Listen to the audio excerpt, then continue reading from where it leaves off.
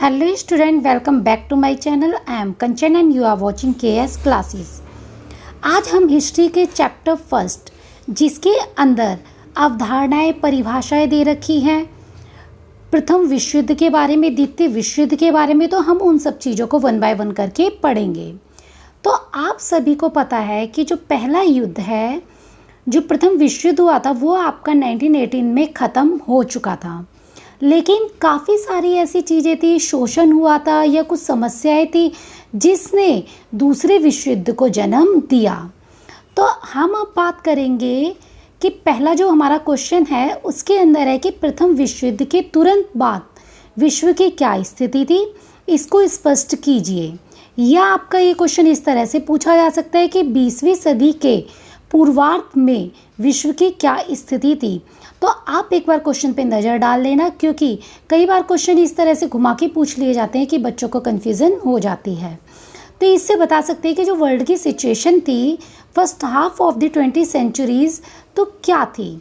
आप सभी को पता है कि हमारा जो प्रथम विश्व युद्ध है वो 1914 से लेकर 1918 तक चला था।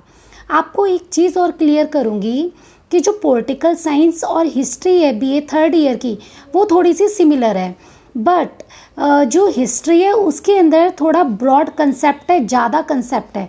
जैसे कि अगर आप वर्साई की संधि के बारे में पढ़ेंगे तो उसके अंदर आपको ब्रीफली लिखना पड़ेगा। तो इसी तरह से प्रथम विश्व युद्ध की बात क्या स्थिति थी, इसको भी आपको ब्रीफली लिखना है। तो हम ये देखेंगे कि प्रथम विश्व के बाद क्या क्या चीज़ें हो रही थी। तो आप सभी को पता है कि युद्ध के कारण जो दुर्दशा हुई थी, तो उसके कारण राजनीतिक गतिविधियों को काफ़ी प्रभावित किया था। तो युद्ध के अंतिम दिनों में जर्मनी में एक क्रांति हुई, जिसके कारण जर्मनी के सम्राट को देश को छोड़कर भागना पड़ा और जर्मनी एक गणतंत्र बन गया। यानी जब युद्ध चल रहा था तो उसी के अंतिम दिनों में जर्मनी में एक क्रांति हो गई, तो जर्मनी के सम्राट को वहाँ से भागना पड़ा। फिर वहाँ पर गणतंत्र राज्य बना, लेकिन गणतंत्र की घोषणा से जो जर्मनी के क्रांतिकारी थे वे खुश नहीं थे, क्योंकि जो उनकी नीतियाँ थी वो उनके अकॉर्डिंग नहीं थी। 1919 में उन क्रांतिकारियों ने विद्रोह किया, लेकिन उस विद्रोह को कुचल दिया गया। तो जो नेता थे कार्ल लाइबनेरटेंट और रोजा लुक्समबर्ग, तो ये दोनों जो नेता थे ये क्रांतिकारी आंदोलन कर रहे थे, इनकी हत्या कर दी गई। तो हंगरी में भी एक क्रांति हुई, परंतु जो क्रांतिकारी सरकार सामने आई वो कुछ ही महीनों बाद उलट दी गई। तो इस तरह से हम देख सकते हैं कि काफ़ी सारे देशों में क्रांतियाँ हो रही थी। ऐसे ही फिनलैंड और 3 बाल्टिक राज्य हैं, लैटविया, एस्टोनिया, लिथुआनिया, इनमें भी क्रांति हुई। अच्छा बच्चों, आपको एक चीज़ याद रखनी है कि जैसे कि आप देखोगे हमारा जो BA third year political science है उसमें भी प्रथम विश्व युद्ध के बाद की स्थिति को बताया गया है। तो आप इसे भी पढ़ो उसे भी पढ़ो, दोनों के कंसेप्ट को आप मिक्स करके लिख सकते हो, बट उनको पॉइंट्स में लिखना ज़रूरी है। जितना आप पॉइंट्स में लिखेंगे उतने आपके नंबर बढ़ने के चांसेस होते हैं। अगर आपको ज़्यादा नंबर लेने तो आपको इसे लिख लिख कर बार बार प्रैक्टिस करना पड़ेगा और एक कहानी की तरह आपको याद करना पड़ेगा कि क्या क्या चीज़ें हुई थी, कैसे कैसे उसमें अंतर आया, क्या वहाँ क्रांतिकारी आंदोलन हुए, कैसी स्थिति वहाँ पर बिगड़ी थी। तो हम चलते हैं आगे। तो इस तरह से टाइम टू टाइम क्रांतियाँ हो रही थी और उन क्रांतियों को कुचला जा रहा था। तो यूरोप के दूसरे भागों में लोगों की जीवन की स्थितियों में सुधार लाने के लिए कुछ आंदोलन भी हुए। तो हम पढ़ेंगे क्या क्या आंदोलन थे, क्या क्या चीज़ें हो रही थी। तो यहाँ हम बात करते हैं यूरोप के देशों की स्थिति। हम वन बाय वन यूरोप के देश, एशिया के देश, अफ्रीका के देश, इन सबको हम वन बाय वन देखेंगे। अब यूरोप के देशों की स्थिति की बात करते हैं, फ्रांस की बात करते हैं सबसे पहले। तो यहाँ पर क्या हुआ था, 1919 के पश्चात फ्रांस के शासकों के सामने राष्ट्र की सुरक्षा को लेकर स्थिति उत्पन्न हो गई थी। विजयी तो हो गया था, आपको पता है कि फ्रांस जीत गया था, लेकिन उसे यह डर था कि कहीं भविष्य में जर्मनी दोबारा उस पर अटैक ना कर दे। तो राइन नदी के वाम तट पर और उसके पुलों पर जर्मनी का अधिकार हो जाने से वह थोड़ा डरा हुआ था और उसे लग रहा था कि जो जिस टाइम की जो परिस्थितियां हैं वह उसके लिए हार्मफुल हो सकती हैं।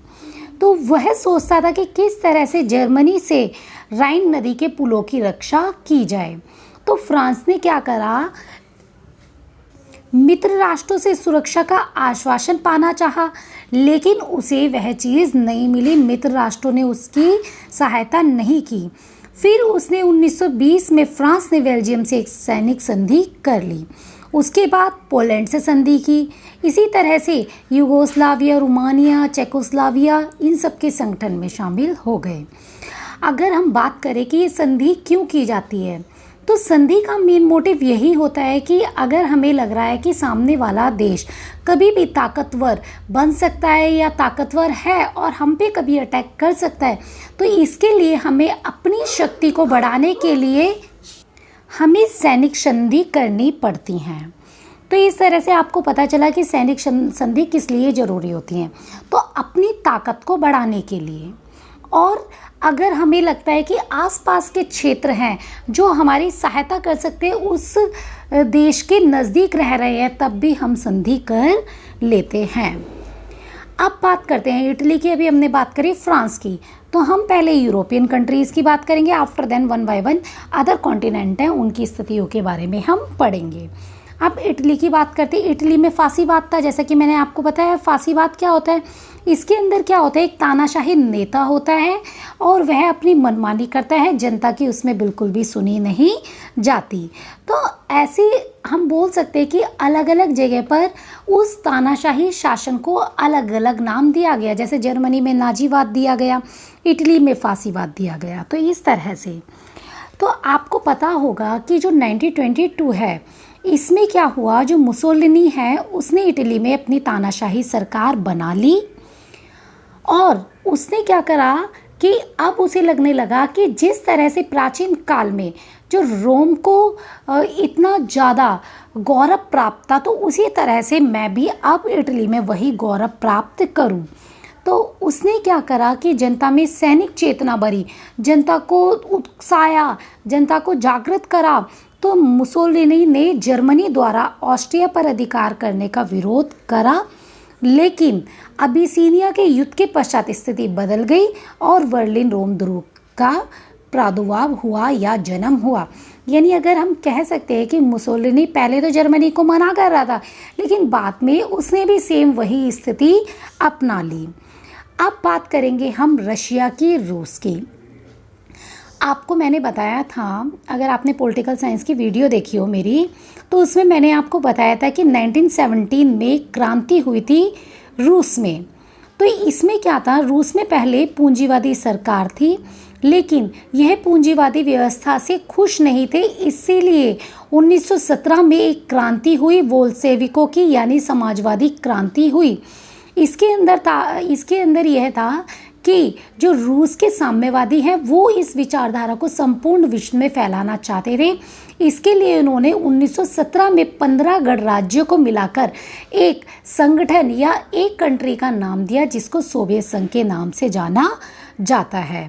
और दूसरे मित्र राष्ट्र इसका विरोध कर रहे थे। क्यों कर रहे थे, जैसे कि मैंने बताया, अमेरिका में पूंजीवादी या लोकतांत्रिक अर्थव्यवस्था थी, तो वो इस चीज़ का विरोध कर रहे थे। इसी कारण जो साम्यवादी विरोधी है, उनकी पश्चिमी देशों के साथ काफ़ी लड़ाइयाँ हुई और रक्तपात भी हुआ। तो 1920 के बाद इन कठिनाइयों के होते हुए भी रूस ने आक्रमणकारियों को भगा दिया और जो भी विद्रोह हो रहे थे उन्हें कुचल दिया।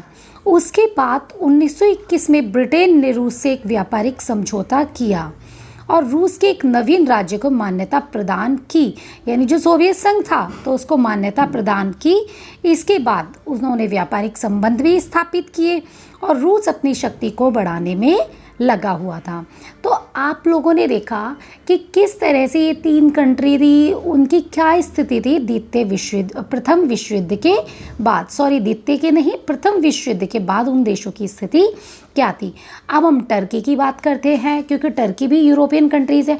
आपको इससे पता चल जाएगा यूरोपियन कंट्रीज़ के बारे में कि कौन कौन सी यूरोपियन कंट्रीज़ है, कौन सी एशियाई है, कौन सी अफ्रीका है।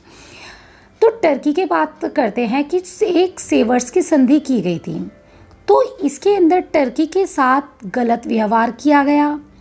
इसमें क्या था कि मुस्तफ़ा कमाल पाशा है, उनके नेतृत्व में इसके विरुद्ध टर्की ने विद्रोह किया, सुल्तान को पराजित कर दिया। फिर उसके बाद वहाँ पर भी प्रजातंत्रीय शासन की स्थापना कर दी गई। तो देशवासियों में देशभक्ति की भावना से देश की सुरक्षा स्थिति को मजबूत बनाया गया। उसके बाद 1923 में लासेन की संधि की गई। इस संधि के अंतर्गत टर्की को अनेक सुविधाएं दी गई। तो हम देख सकते हैं कि फ्रांस में क्या चीज़ें हुई। तो यहाँ एक चीज़ देखने की है कि प्रत्येक कंट्री में सारी चीज़ें सेम नहीं हैं। किसी में शासक ने तानाशाही बनने की कोशिश की, किसी ने विचारधारा को फैलाने की कोशिश की, तो किसी ने अपने देश को बचाव के लिए क्या क्या उपाय किए जा सकते हैं तो उन पर ध्यान दिया। तो अब बात करते हैं हम ग्रेट ब्रिटेन। अब आपको पता होगा कि जब प्रथम विश्व युद्ध था तो उसके अंदर ब्रिटेन और फ्रांस तो साथ थे, लेकिन अब फ्रांस के मन में थोड़े से मतभेद पैदा हो गए थे अपनी सुरक्षा को लेकर। अब यहाँ हम देखते हैं कि ब्रिटेन और अमेरिका हैं। तो जब जर्मन आक्रमण हुआ था तो इन्होंने फ्रांस को आश्वासन दिया था कि हम आपकी हर संभव मदद करेंगे, लेकिन अमेरिका की संसद द्वारा जब वर्साई की संधि पर विचार हुआ, अनुमोदन न होने से अमेरिका इस आश्वासन से पीछे हट गया। ब्रिटेन को फ्रांस की भावनाओं के प्रति सहानुभूति थी, किंतु वह फ्रांस की इच्छा अनुसार जर्मनी के विरुद्ध कार्यवाही नहीं कर सकता था। ब्रिटेन का प्रधानमंत्री लॉयड जॉर्ज भी जर्मनी के प्रति सहानुभूति का भाव रखता था।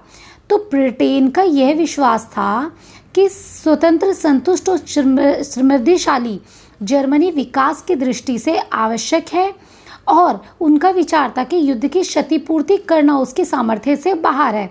यानी जर्मनी जो इतनी संधि हम अनुमोदन कर रहे हैं, जो वर्साई की संधि उन पर थोप रहे हैं, तो एक तरह से ये गलत है, वो इतनी चीज़ें क्षतिपूर्ति नहीं करते। लेकिन फ्रांस इस विषय में जर्मनी के प्रति ब्रिटेन के व्यवहार से सहमत नहीं था। वह चाहता था कि किसी भी तरह जर्मनी का दमन हो जाए। तो रूस के प्रति ब्रिटेन का व्यवहार सहानुभूतिपूर्ण नहीं था। जो रूस था वो ब्रिटेन को सहानुभूतिपूर्ण दृष्टि से नहीं देखता था।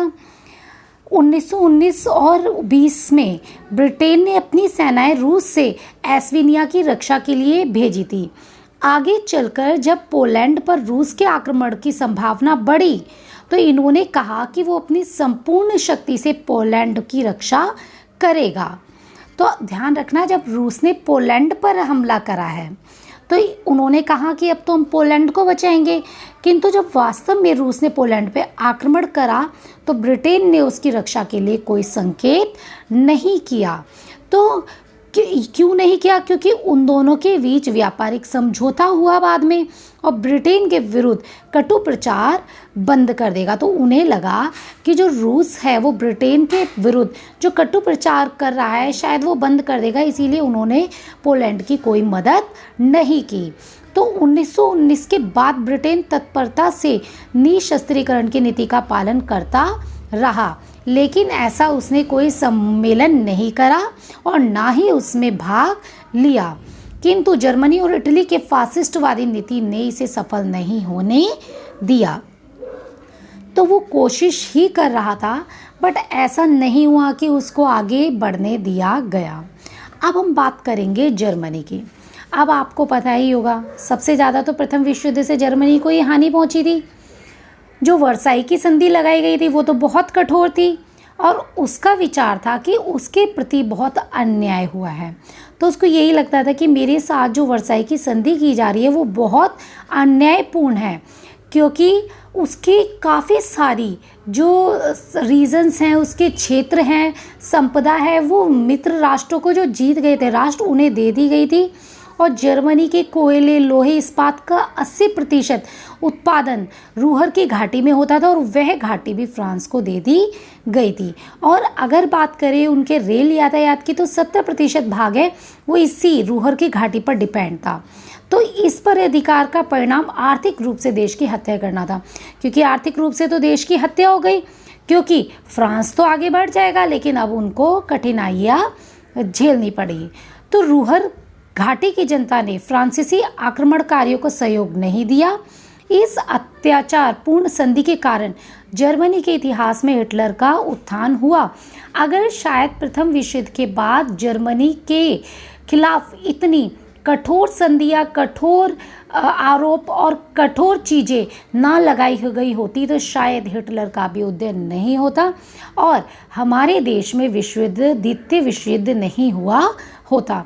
तो कहीं ना कहीं यही रीज़न है कि जो प्रथम विश्व युद्ध के बाद मित्र राष्ट्र जीत गए थे तो उन्होंने कुछ ऐसी संधियाँ की जिससे उन्होंने जर्मनी की कमर तोड़ दी।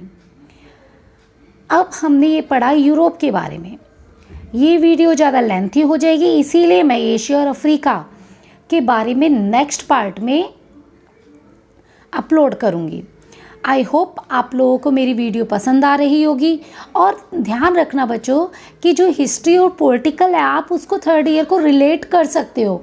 जिन बच्चों ने अभी मेरी जो मैंने अपलोड करी हैं थर्ड ईयर की वीडियोस द्वितीय विश्व युद्ध के कारण और परिणाम वो देखी होगी तो इससे आप अच्छे से रिलेट कर पाओगे और आपको आसानी से समझ में भी आएगा और दोनों ही आपके लिए ज़रूरी है। तो आई होप आप सभी को ये समझ में आ रही होगी। अगर समझ में आ रही होगी तो प्लीज़ ज़्यादा से ज़्यादा लाइक कीजिए। आप देखते हैं तो आप लाइक नहीं करते, तो सबसे पहले लाइक का बटन प्रेस करें, आफ्टर देन सब्सक्राइब और जितना ज़्यादा हो सके अपने फ्रेंड्स के साथ शेयर कीजिए। Thanks for watching KS classes.